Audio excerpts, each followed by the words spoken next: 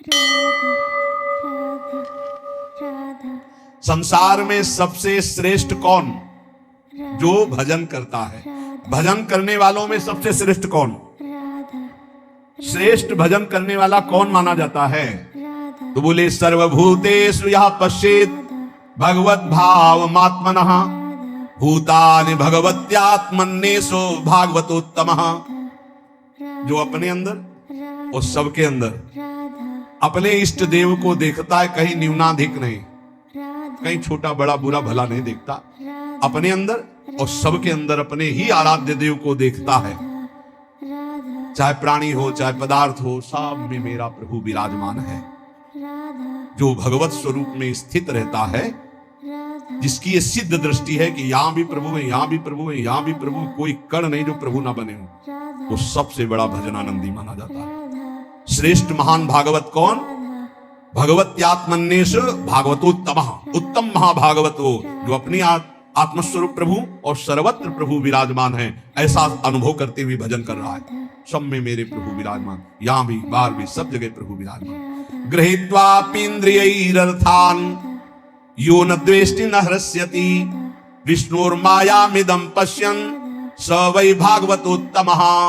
वो सबसे बड़ा महाभागवत है जो इंद्रियों के विषय आए, अनुकूल विषय में हर्षित नहीं, प्रतिकूल विषय में शोकित नहीं। इच्छा के प्रतिकूल आया समय परिस्थिति विषय व्यक्ति तो द्वेष नहीं, अनुकूल आया तो हर्षित नहीं। ये सब भगवान की माया है, ऐसी दृष्टि बनी रहती है। अनुकूलता में हर्षित नहीं, प्रतिकूलता में शोकित नहीं, चाहे व्यक्ति वस्तु स्थान परिस्थिति। अनुकूल व्यक्ति आया कोई हर्ष नहीं, प्रतिकूल आया गाली दे रहा अपमान कर रहा है, कोई शोक नहीं। ये भगवान की माया है, लेकिन भगवान तो सब में समरूप से विराजमान है। उसकी ये सिद्ध दृष्टि बनी रहती है कि हमारे भगवान की माया है, इसलिए निंदा में, स्तुति में, मान में, अपमान में, अनुकूलता में, प्रतिकूलता में जो सदैव एक रस रहकर भजन करता रहता है, वही उत्तम महाभागवत है। देहेन्द्रिय प्राण मनो धियाम यो जन्माप्ययक्षुद्भयतर्ष कृच्छैः संसार धर्मैरविमुह्यमानः स्मृत्या हरेर्भागवत प्रधान। वो भगवत भक्तों में सर्वश्रेष्ठ भागवत धर्म है जो जन्म मृत्यु भूख प्यास श्रम कष्ट भय तृष्णा इनको जीत चुका है। महाभागवत कौन है? अब जन्म का कोई भय नहीं रहा। क्यों? यदि मेरा जन्म होगा तो मेरी प्रियाजू मेरे साथ होंगी। अब मेरा जन्म कर्म बंधन से नहीं होगा, अब प्रियाजू के साथ होगा। यत्र यत्र मम जन्म कर्म भिन्न नारके परमे पदे अथवा राधिका रथ निकुंज मंडली तत्र तत्र हृदय में विराजिता। भजन कभी नष्ट नहीं होता। अगर चूक हो गई किसी को भगवत प्राप्ति नहीं, तो अगला जन्म जो होगा महाभागवत के रूप में, वो ब्याज सहित भजन। जैसे हिरण में फंस गए तो अगला जन्म हिरण का, पर हिरण के ही रूप में ऐसा भजन हुआ, अगला जन्म ब्रह्मबोध संपन्न महापुरुष के रूप में। उन्हें कहीं वेदांत पढ़ना नहीं पड़ा, जन्म से ही ब्रह्मबोध। भजन ऐसा प्रभावशाली। जन्म का भी भय खत्म, पता नहीं मेरा जन्म हो कि ना हो। वैसे तो पक्का पता चल जाता है अपने को कि अब खत्म हो गया, अब नहीं होगा। अपने को जब पेट छक जाता है तो दूसरे से प्रमाण नहीं होता, जाने मोरी छाती, अब हमारी जगह नहीं रहेगी, भर गया पेट, पता चल जाता है। ऐसे ही अपने को पता चल जाता है जन्म होगा कि नहीं, खत्म खेल, पता चल जाता है। और मृत्यु का भी भय नहीं। जैसे विशाल हाथी गजराज के गले से फूलों की छोटी माला टूट के गिर जाए, उसे पता न चले, ऐसे भक्तों की मृत्यु होती है। जन्मत मृत दुसाधु कोई भक्तों को ऐसा कष्ट नहीं होता जो जन्म पर और मृत्यु पर विजय प्राप्त कर लिया है। और जो भूख और प्यास पर, भूख प्यास ये व्यथित करते हैं, ये प्राणों का धर्म है, मेरा नहीं। धैर्य पूर्वक जो सह लिया गया। ऐसे जीवन में बहुत समय आए, बहुत समय, एक दो दिन नहीं, बहुत समय आए। प्राय सच्ची कहते हैं, शायद आपको विश्वास न हो, वृंदावन के सिवा मुझे कभी रसोई में बैठकर भोजन मिला हो ऐसा पूरे जीवन में कभी याद नहीं। कभी ये ऐसे किसी गांव नगर में प्रवेश करके किसी रसोई में बैठना, गंगा का किनारा छोड़ना तो था ही नहीं। और काशी में तो घाट में ही किसी की रसोई में कि बाबा ऐसे बैठे हो गरम गरम बनता, कभी जीवन में नहीं ऐसा। कई दिन पर उत्साह ऐसा बढ़ता, मुझे भगवत साक्षात्कार करना है। इस बात का उत्साह किसी बात से फर्क नहीं पड़ता था। कभी ऐसे नहीं कि ऐसे बिल्कुल शोकग्रस्त की कई दिन भोजन नहीं मिला था, नवीन उत्साह। जैसे भगवान रखते हैं, बहुत आनंदमय जीवन। और गंगा जी में हमने एक विशेषता पाई है, माँ गंगा का ऐसा जल है कि वो सब पुष्टता देता रहता है। कई कई दिन भोजन न मिलने पर भी शरीर हमारा कभी क्षीण नहीं हुआ, और एक दिव्यता रहती थी, एक पुष्टता रहती थी। कमंडल भर करके गंगा जल पिया तो ऐसा मानो माँ का दूध पिया हो, ऐसा बल उसमें रहता था। ये मतलब 10वें वर्ष का अनुभव है, 10वें वर्ष का अनुभव। जब लक्ष्य बन जाता है भगवत प्राप्ति तो भूख प्यास भी नहीं सताती।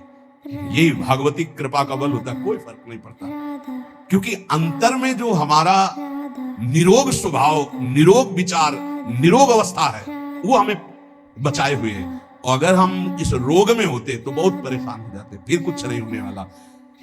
भूख और प्यास ये केवल लक्ष्य के बल से सहा जाता है, लक्ष्य का।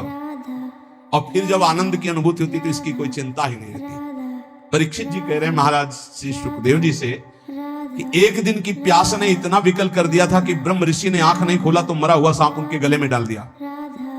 और कई दिन हो गए हमने ना अन्न पाया है ना जल पिया, क्योंकि आमरण अनशन व्रत है।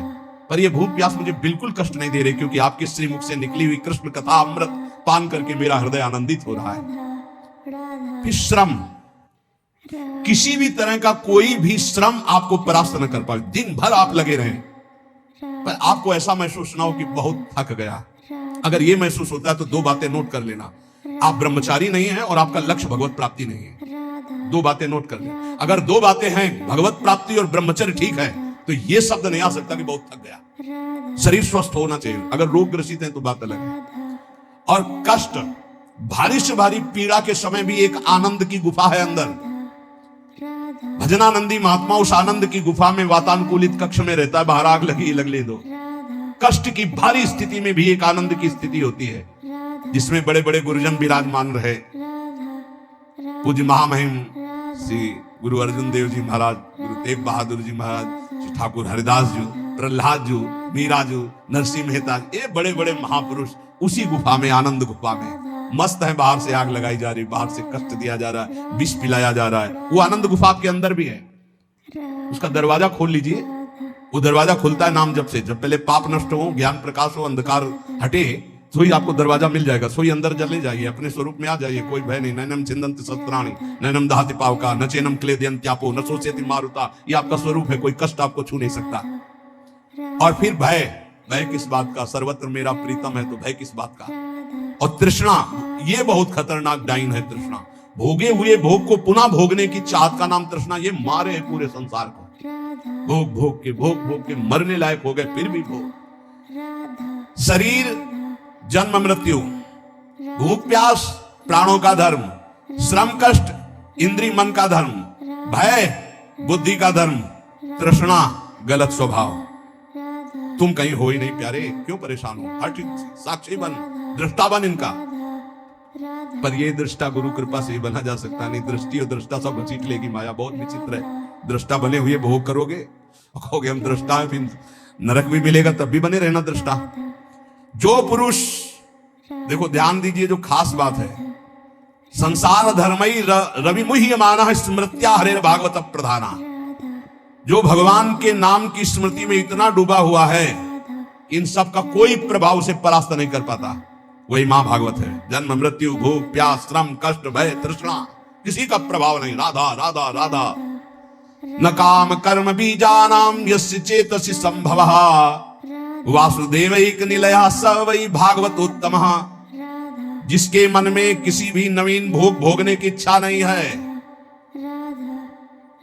जो कर्म प्रवृत्ति उनके बीज वासनाओं का नाश कर चुका है, जो एकमात्र भगवान के चिंतन में निमग्न रहता है, वो महाभागवत है।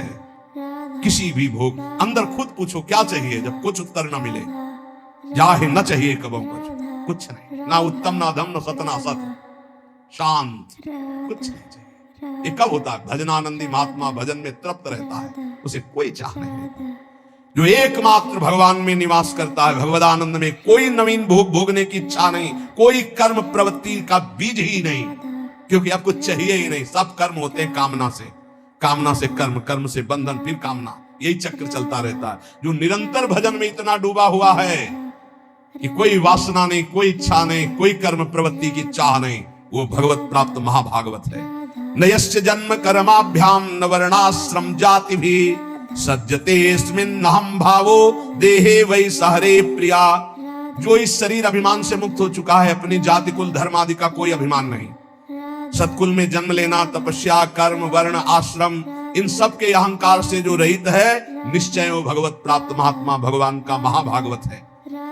न यस्य स्वपरइति वित्तेष्वात्मनि वाभिदा सर्वभूत समः शान्तः स वै भागवतोत्तमा।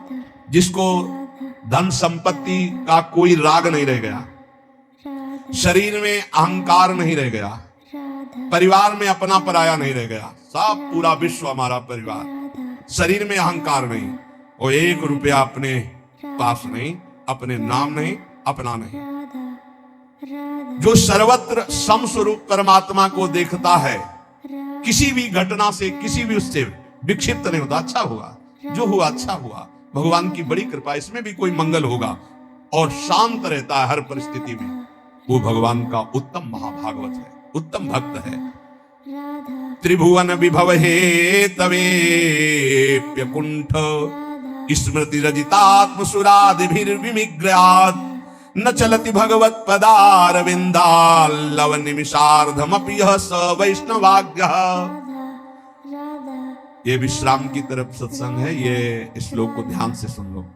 बड़े बड़े देवता और ऋषि मुनि अपने अपने अंतःकरण को भगवतमय बनाते हुए जिन्हें ढूंढते रहते हैं, ऐसे भगवान का आधे पल के लिए भी जो चिंतन नहीं छोड़ता, त्रिभुवन की राज्य लक्ष्मी देने पर भी 100 रुपया, 500 रुपया, लाख, 2 लाख, करोड़ की बात नहीं हो रही।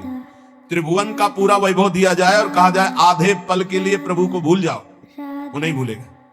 बोले ऐसे को महाभागवत कहते हैं। हमारी साधना की पूर्णता कहा है कि बड़े से बड़े प्रलोभनों में भी हमारा मन न जाए, भगवान के चिंतन में लगा रहे, वही महाभागवत है। जो आधे पल के लिए भी त्रिभुवन की राजलक्ष्मी देने पर भी भगवान का विस्मरण ना करे। इसलिए अपने जीवन को विसृजति हृदयम नयस्य साक्षात् धरीर वशाभीतोप्यगहुघनासाः प्रणय रसनया धृतांगी पद्महासा भवति भागवत प्रधान उक्ता। जो भगवान का नाम उच्चारण करता है तो सारे पाप भस्म हो जाते हैं।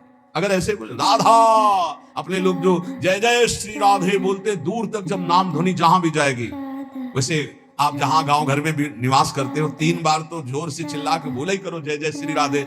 भले वो कहेंगे बड़ा भगत है, बड़ा ढोंगी है, लेकिन उनके भी कान में राधा नाम पड़ेगा तो उनका कल्याण होगा, तो उसका तुमको और पुण्य मिलेगा। भक्त जानते हो क्यों धनी हो जाते हैं? क्योंकि जब सबसे नाम कीर्तन करवाते हैं तो सबका मंगल होता है, तो उस मंगल का उनको भी मंगल प्राप्त होता है। ये भी ध्यान रखो। लौकिक उदाहरण में जैसे बीमा कंपनी में है ना, तो बीमा करवाओ तो जो बीमा करवाने आते हैं वो फ्री नहीं होते, वो हाथ जोड़ते हैं, करवाते हैं, तो उनको भी उनको परसेंट मिलता है। ऐसे ही इसमें भी है, इस कंपनी में भी आप जितने को नाम जपवाओगे उसका परसेंट आपको मिलेगा। ये करो, बहुत बढ़िया धंधा है। रुपया के लिए मत करना, मान सम्मान के लिए नहीं, अपने प्रभु को प्रसन्न करने। 5 लोगों से बुलाया, ए भाई राधे राधे, पागल है क्या? बोलो राधे राधे, नहीं बोलेंगे तो 4 बार सुना तो दिया, हमारा प्रॉफिट हो गया। हमारा तो बोल हमारा काम हो गया। ये पक्का देखो ना, नित्यानंद महाप्रभु की खोपड़ी में मारा ना, जगाई मदाई हो गया ना, उसका कल्याण जगाई मदाई। ये अपने को गाली भी कोई दे दे तो अपने को राधा नाम सुनाना है, वो हमारे को पीट भी दे तो हमको बचाव पक्ष में अपना करके निकल देना है। जब पीटे तो हर थप्पड़ में बोलो राधा राधा राधा, उसका कल्याण हो जाए, हे प्रभु इसका मंगल हो जाए। तो जानते हो ऐसा क्यों? क्योंकि उसी में प्रभु बैठे, वो मुस्कुरा देंगे, पहचान गया मुझे, हाँ प्रभु आपकी कृपा से आपको पहचान गया कि आप पीटने का, गाली देने का स्वांग करते हो, लेकिन वो मेरे आराध्य देव निहाल हो गए। कह रहे विसृजति हृदयम नयस्य साक्षात्। जो अपने प्रभु का कभी विस्मरण नहीं करता तो साक्षात हरि आप प्रकाशित हो जाते हैं। जो अपने प्रेम से उनके चरण कमलों को बांध रखा है, ऐसे कोई महाभागवत कहते हैं। पूरी महाभागवत का सिद्धांत यह है, सर्वत्र अपने भगवान को देखना और भगवान की याद में डूबना, खुद स्मृति में रहना, दूसरों को याद दिलाना।